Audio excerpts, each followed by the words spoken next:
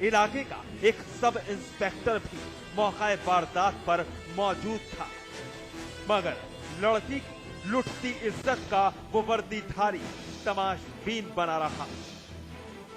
Police आई बुलाए, लेकिन police आई ने नाम बता के सुरेश ने। फिर पुलिस आई ले गई, बैठा ली। कहाँ ले गई? मैं अपने घर ले गई। फिर कमरा बंद कर लो, दरोगा जी बात रही थी। तो काम कर दिया, घंटा काम कर।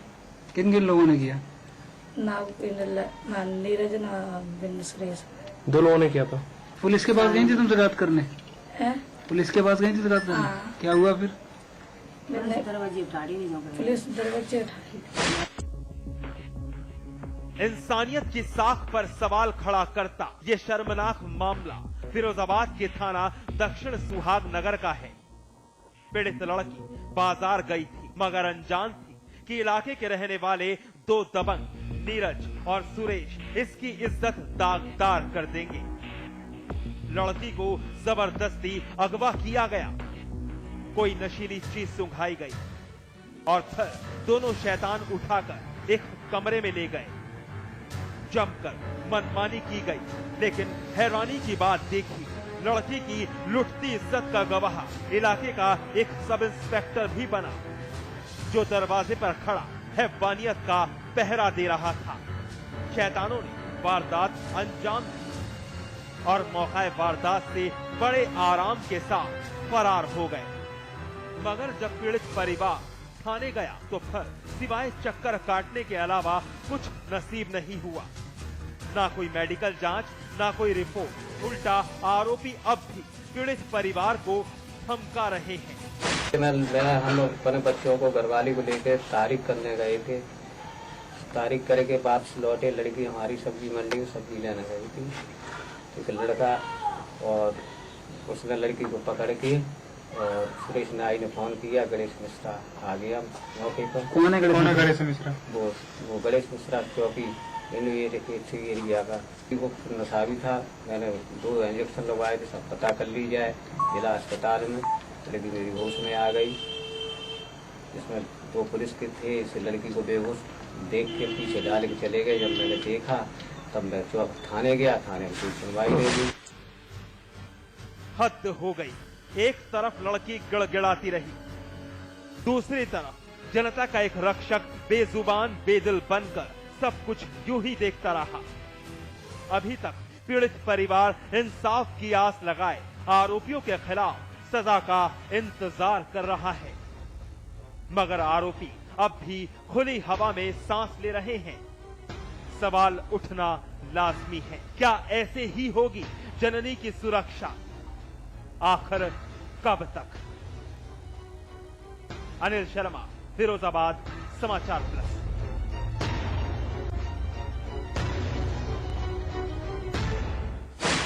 बलात्कार एक ऐसा घिनौना कृत्य जिसकी चोट किसी जननी के जिस्म पर कम मगर अस्मिता पर ज्यादा आघात करती है। शरीर के घाव तो जल्द भर जाते हैं, मगर इज्जत पर लगा दाग हर वक्त कचोटता है। और जब कोई जननी बदनामी का ये दर्द बर्दाश्त नहीं कर पाती तो फिर हमीरपुर जैसी दिल दहला देने वाली वारदात दस्तक देती है।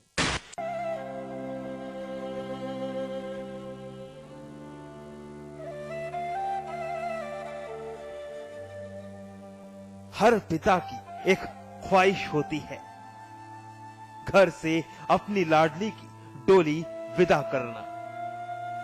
हर मां का एक अरमान होता है, उसकी लाडो महफूज रहे। हर दुख, हर दर्द, हर मुश्किल की काली परछाई उससे कोसों दूर रहे। मगर हमीरपुर के थाना मौदा का ये गांव आज गमजदा है। हर चेहरा गमगीन है, खामोशी ऐसी कि शोर भी डर जाए। मातम पसरा है, गांव की हर गली सन्न पड़ी है और यही सनसनाहट फैला रही है सनसनी। चलिए इस मंजर की हर हकीकत से आपको वाकिफ करवाया जाए। उससे पहले ये तस्वीर भी देख लीजिए। हर ख्वाब बिखर चुका है, हर सपना सन्नाटे की तरह डरा रहा है, क्योंकि जिस घर से एक बेटी की डोली विदा होती, आज वही घर गवाह बना है उस लाडली के निकलते जनाजे का। सफेद कपड़े में लिपटी लाश 15 साल की एक लड़की की है, जिसकी मौत है तो खुदकुशी का नतीजा, मगर ये सुसाइड किसी कत्ल से कम नहीं। सुनिए जरा। लड़की के साथ में रेप किया है और इसके बाद में समझौता किया। समझौता के बाद में लड़के को भेज दिया अपने घर, लड़की को अपने घर। सब लोग वहीं बैठे रहे थे। हम चले गए लेटरिन, वहाँ से आए हैं तो इसने लड़की ने फांसी लगा ली। लल्लू काहे के लिए? रेप करने के लिए लड़की। किस बहाने ऐसे आया था? दवा लेने के लिए। कैमरे के सामने नाबालिग लड़की की दर्द भरी दास्तान बयां करते इस शख्स के अल्फाजों पर गौर किया आपने? लड़की की खुदकुशी का सारा किस्सा एक एक कर अपनी जुबानी बयां कर रहा था।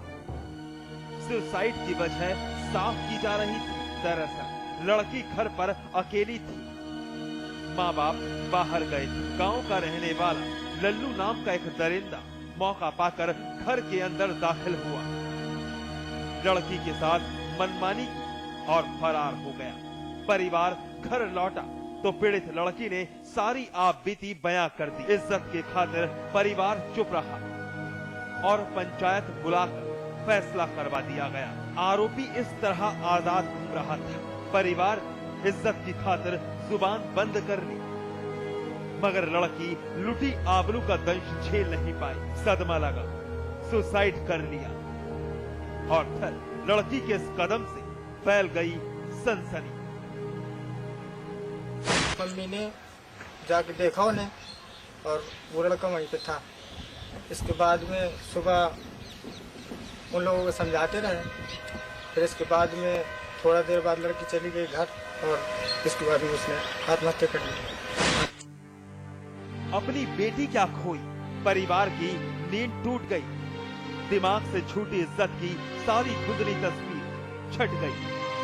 पुलिस को इत्तला दी गई। आरोपी को सजा दिलाने की आवाज बुलंद कर दी।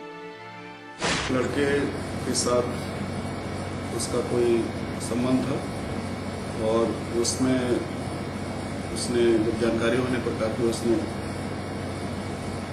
उसको बुलाने में उसने आत्महत्या कर ली है। लेकिन इसकी जांच हम लोग कर रहे हैं कि हकीकत क्या है। पुलिस ने लड़की का शव कब्जे में लेकर पोस्टमार्टम के लिए भेज दिया है। आरोपी लल्लू की तलाश की जा रही है। गांव के लोग लड़की की मौत से गमजदा हैं, मगर वारदात एक बात साबित करती है कि लड़की ने भले ही इज्जत की खातिर सुसाइड कर अपनी जिंदगी खत्म कर ली है, मगर हकीकत में यह खुदकुशी नहीं बल्कि एक मर्डर है, जिसका जिम्मेदार ये समाज ही है। अरुण श्रीवास्तव, हमीरपुर, समाचार plus.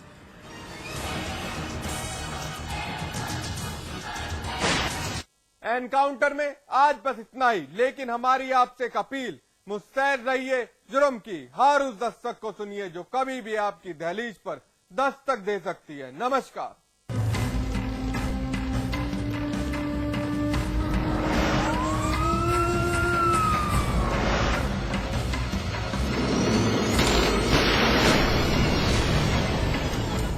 Real estate, hospitality, jewellery और संगीत के कारोबार का सबसे विश्वसनीय नाम GTM ग्रुप। सभी बड़े शहरों में टाउनशिप, कमर्शियल स्पेस और ग्रुप हाउसिंग का निर्माण करने वाला जाना पहचाना नाम। जल्द ही पंजाब और झारखंड में करने जा रहा है अपना विस्तार।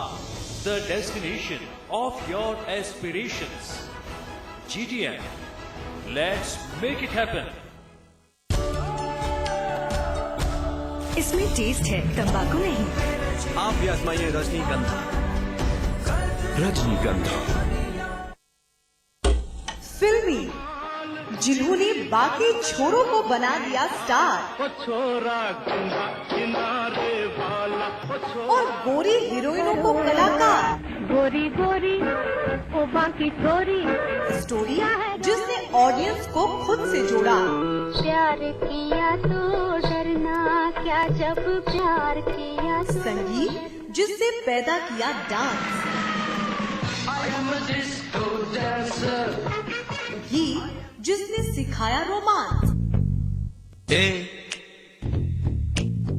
क्या बोलती तू? प्यार कैसे होता है? ये प्यार कैसे होता है? जी हाँ, हमारे साथ कीजिए इंडियन सिनेमा को सॉलिड 100 सलाम।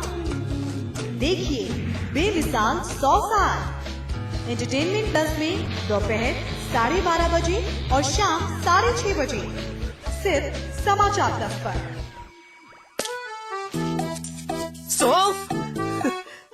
इलायची, खजूर, मिश्री, वाह, सब एक से बढ़कर एक है, मगर कोई अपना बड़प्पन नहीं जताता, है ना? रहो हमेशा पास पास।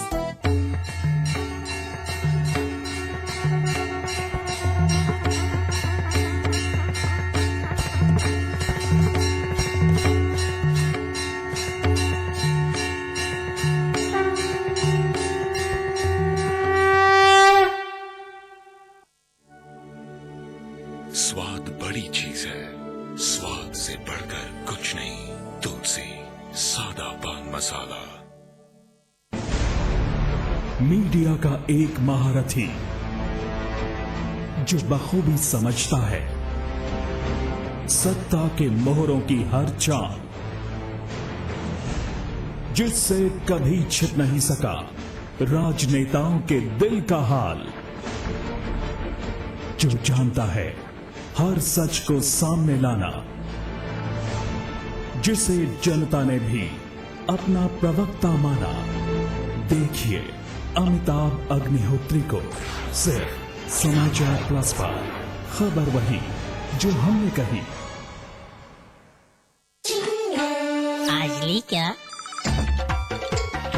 इंटरेस्टिंग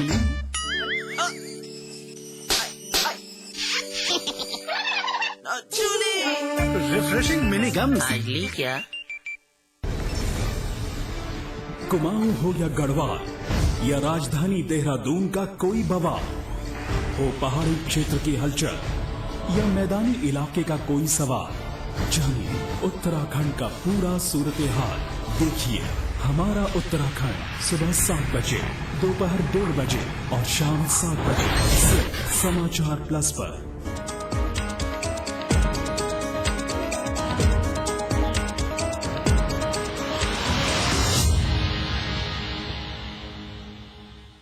भारत सरकार ने एक बार फिर पाकिस्तानी जेल में हमले के शिकार बने भारतीय कैदी सर्वजीत सिंह को मानवीय आधार पर रिहा करने और भारत भेजने के लिए पाकिस्तान सरकार से अपील की है।